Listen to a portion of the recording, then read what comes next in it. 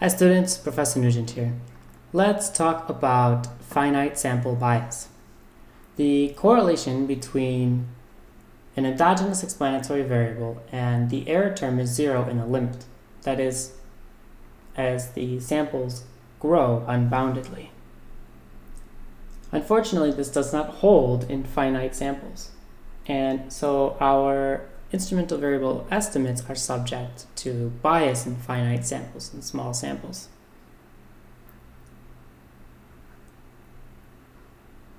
We can express the ratio of bias in the instrumental variable estimator to bias in the OLS estimator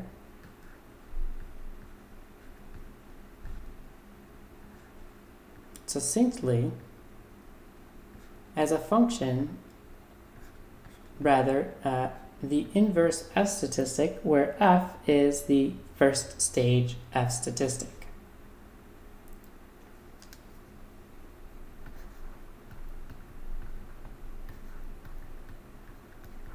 What do we mean by first stage F statistic?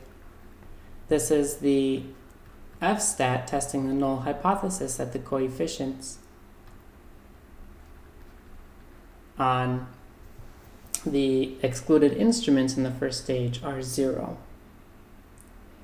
The weaker the instruments, the smaller will be the F statistics, and the closer the finite sample bias of IV comes to that of OLS. This is importantly for the over-identified IV regression.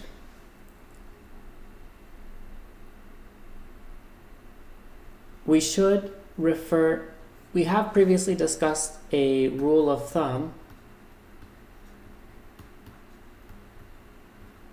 for our first stage F statistic.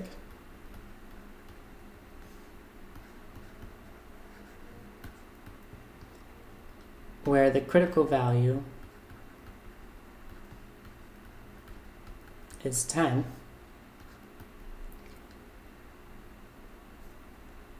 When we have finite samples and bias is a concern, we should instead use stock and Yogo critical values.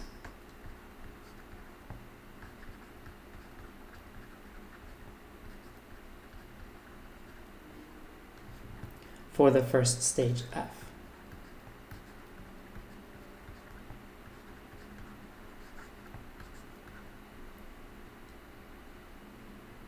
The F statistic may be computed as usual, but the stock and Yogo critical values will be important for preventing a situation where we reject the null hypothesis that the coefficients are not equal to zero and end up using weak instruments. That's it for finite sample bias. Stay tuned to the next video and we will discuss testing for the endogeneity of an explanatory variable.